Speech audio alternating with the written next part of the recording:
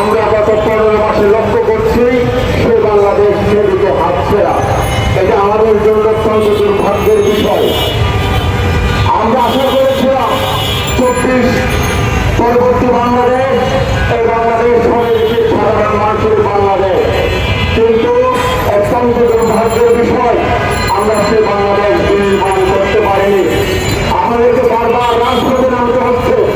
আমাদের দেশের বন্দর বিনা টেন্ডারে রাতের অন্ধকারে এই সরকার বিদেশিদের হাতে তুলে দিচ্ছে। আমরা যেমন অতীতে দেখেছি শেখ হাসিনা বিনা টেন্ডারে ভারতের আদানির সাথে চুক্তি করেছে, এই সরকারও বিনা টেন্ডারে আমেরিকার সাথে চুক্তি করছে। তাহলে শেখ হাসিনা এবং আপনার মধ্যে পার্থক্য আলোচনা সভা থেকে আমি আপনার কাছে প্রশ্ন রাখতে চাই।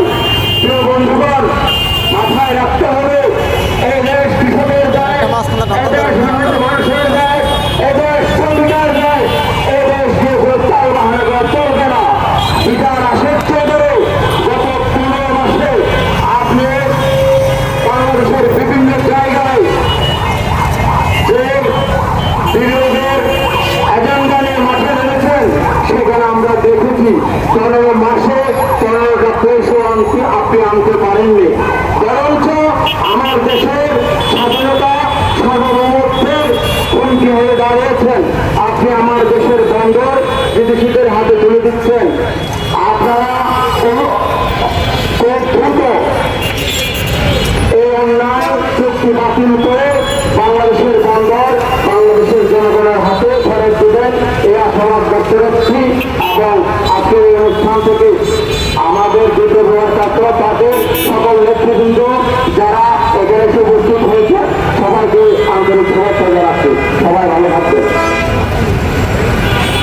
বন্ধুগণ, এই পর্যায়ে সংক্ষিপ্ত আকারে বক্তব্য রাখছেন বাংলাদেশের বিপ্লবী ওয়াকাফ পার্টির কেন্দ্রীয় কমিটির সদস্য সংগ্রামী শ্রমিক নেতা সাইফুল ইসলাম।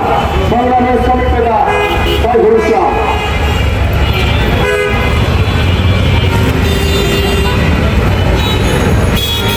আজকে বিপ্লবী ওয়াকাফ পার্টির আয়োজনে আজকে যে আমাদের যে আমরা দাঁড়িয়েছি কি জন্য